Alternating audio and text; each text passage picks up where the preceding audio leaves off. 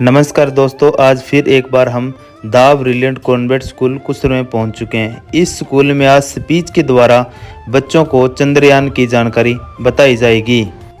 जब हमने स्कूल के अंदर एंट्री की तो देखा तो कुछ बच्चे चंद्रयान की पेंटिंग बनाते नजर आए। कॉन्वेंट स्कूल का टीचर मैं विकास अपने स्कूल के श्री संजय सिद्धार्थ और मैडम वर्षा मैडम और नीलम मैडम सभी को बधाई है चंद्रयान 3 के जो ये अपने प्रायोजक किया है, आपने बनाया है। चंद्रयान 3 जो कि हमारा 14 जुलाई को आंध्र प्रदेश के श्री हरिकोटा से लॉन्च हुआ था।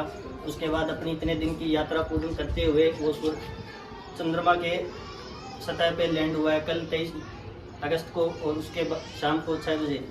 उसके बाद हमारे पूरे विश्व के साथ साथ भारत की चर्चाएं होने लगी है, क्योंकि भारत एक ऐसा देश बन चुका है जो कि विश्व में सबसे पहले चंद्रमा के साउथ पोल पे लैंड करने वाला देश है। अपने भारत के साथ साथ भारत को चुनौती देने के लिए इस मैदान में रूस भी कूद पड़ा था। उसने भी अपना लूना 29 को चंद्रयान 3 के बाद में लॉन्च करके उससे पहले लैंडिंग कराने की कोशिश की थी, लेकिन वो लैंडिंग सक्सेसफुल नहीं हो पाई और उसके बाद भारत ने सक्सेसफुल लैंडिंग ले ली है। सक्सेसफुल लैंडिंग लेने के बाद हमारे श्री प्रधानमंत्री श्री नरेंद्र मोदी जी जो कि दक्षिण अफ्रीका में ब्रिक्स का सम्मेलन कर रहे थे, वहाँ से लाइव होके हमारे इसरो के अध्यक्ष एस सोमनाथ जी को बधाई देते हुए और पूरे देशवासियों को इस चीज़ की शुभकामनाएं दी है और आगे इसी चीज़ में प्रोत्साहन करने के लिए पूरे देशवासियों को अनुग्रहित किया है। मैं इतना ही कहना चाहूँगा कि चंद्रमा 3 की लैंडिंग के बाद हमारे देश के हर बच्चे में, हर टीचर में वो जुनून पैदा होगा कि अपने बच्चों को तैयार करे साइंटिस्ट बनाने के लिए, डॉक्टर, इंजीनियर्स जो भी इस फील्ड में काम करना चाहिए, ताकि बच्चों को प्रोत्साहन मिले और ज़्यादा से ज़्यादा इस चीज़ के लिए बच्चों को प्रेरणा देते रहें और बच्चे इसी चीज़ के लिए आगे बढ़ने के लिए आतुर रहें। My dear all staff members and my dear students, जैसा कि आपको पता है कल हमारा एक जो सैटेलाइट चंद्रयान 3 क्या है उसकी लैंडिंग हुई है, उसके बारे में नॉलेज है आप लोगों को? एक्चुअल में चंद्रयान 3 क्या है? चंद्रयान 3 क्या है? एक रिसर्च के लिए तैयार किया गया है हमारी इसरो के द्वारा।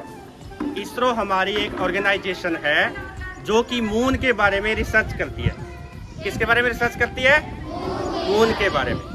बहुत से अलग अलग तरह के सैटेलाइट्स भी इसके लिए लॉन्च किए गए थे। मेनली क्या था कि इंडिया ने 3 लॉन्च किए थे। एक तो किया गया था 2019 में और उससे जो फर्स्ट था 2008 में था, सेकंड 2019 और थर्ड क्या था 2023। जो 2023 में किया गया था 14 जुलाई को जो लॉन्च किया गया था वो सक्सेस हुआ। अब बात ये होती है कि पहले 2 किए गए थे, वो दोनों फेल हुए और थर्ड लॉन्च किया गया था वो सक्सेस होता है। थर्ड सक्सेस होने के चांसेस क्या है, रीजन क्या थे, हम उस पर बात करेंगे। जो फर्स्ट था वो 2008 में किया गया था, वो क्या हो जाता है, फेल हो जाता है, वो सक्सेस नहीं हो पाता। लेकिन जो 2019 में किया जाता है 3,84,400 किलोमीटर दूरी तय करके वो मून के पास पहुंच जाता है। कितनी डिस्टेंस कवर करके?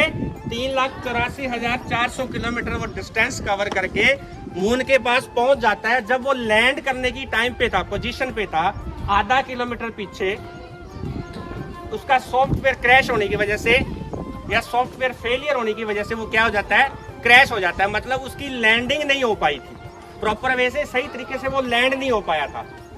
मिशन क्या था कि उसको लैंड करना था और मून के बारे में हमें इंफॉर्मेशन कलेक्ट करनी थी। जो 2019 में किया वो फेल हो गया। उसके बाद जो थर्ड लॉन्च किया गया 14 जुलाई को, वो कल लैंड हो पाया। 6:04 पे वो मून पे सक्सेसफुली लॉन्च हो गया था। इसका मेन टारगेट यही था कि सॉफ्ट लैंडिंग जो 2019 में या 2008 में जो हमारे चंद्रयान के लिए स्टार्ट किए गए थे वो लॉन्च नहीं हो पाए थे, सॉरी लैंड नहीं हो पाई थी। ये लैंड क्यों होता है, इसके पीछे कुछ रीजन थे। जब दोनों सक्सेस नहीं हुए तो उसके पीछे क्या था कि कुछ ना कुछ कमियां रही थी। सबसे पहले क्या था, जो लैंडर्स थे, जो चीज मून पे लैंड करती है उसमें बहुत सी कमियां थी कि वो लैंड नहीं कर पाए। सबसे पहले क्या गया, उनकी पावर को इंक्रीज किया गया। जो उसकी लैंडर की लेग्स है उनको स्ट्रॉन्ग बनाया गया ताकि वो मून पे अच्छे से लैंड कर पाए।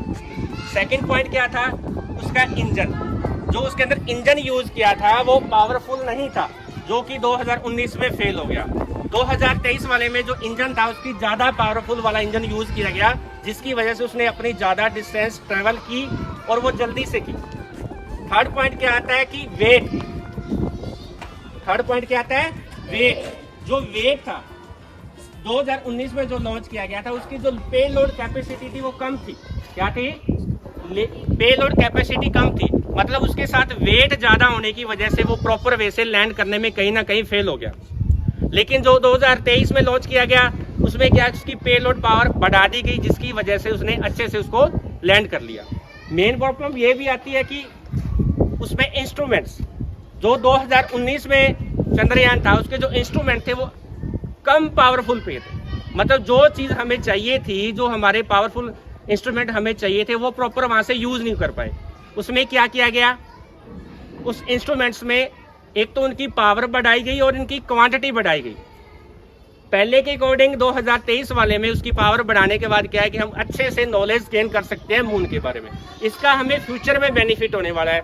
जैसे कि हम वेदर के बारे में इंफॉर्मेशन मिलती है, हमें फ्लड्स के बारे में इंफॉर्मेशन मिलती है, ड्रॉट्स के बारे में इंफॉर्मेशन मिलती है, मतलब जो भी प्राकृतिक आपदाएं आती हैं उनके बारे में हमें एक्चुअल नॉलेज गेन करने में हमारी हेल्प करेगा। ओके, इसके बाद बात आती है कि इनकी लागत,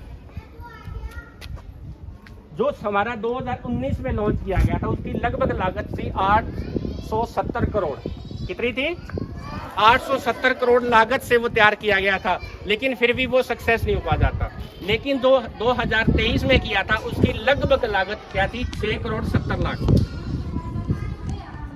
670 करोड़ जो उसकी लागत थी, जिसकी वजह से अब कहने की बात क्या है कि इसके अंदर क्या मेन चीज मुख्य थी कि जो पहले वाला था उसमें बहुत से हमारे फेलियर्स थे, बहुत सी हमारी कमियां थी। उसको सुधारने के बाद ही हम जो चंद्रयान 3 है उसको प्रॉपर वे से सॉफ्ट लैंडिंग करवा पाए।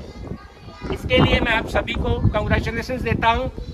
इससे क्या है कि हमें बहुत कुछ सीखने को मिलता है कि हमें भी इसके बारे में, मून के बारे में, स्पेस के बारे में स्टडी के लिए इंटरेस्ट लेना होगा, क्योंकि हम भी वैज्ञानिक बन सकते हैं। जो साइंटिस्ट हैं वो हमारे यहाँ से निकलते हैं।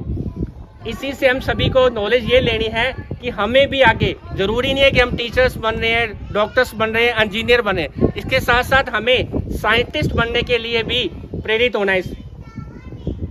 क्लियर हुआ topic?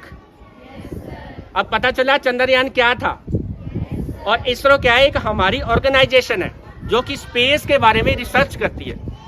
Topic clear? Thank you.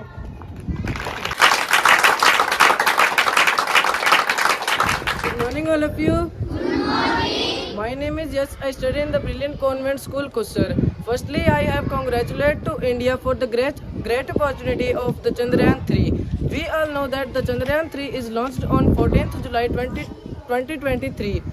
It is landed on the south pole of the moon. The vehicle which have launched the Chandrayaan 3 is GSLV Geo Satellite Launched Vehicle. It is landed on the south pole of the India, the south pole of the moon. The south pole of the moon is known as the dark side because there is no sunlight on the south pole of the moon.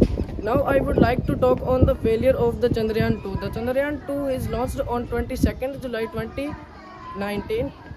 It faces the failure due to a software glitch.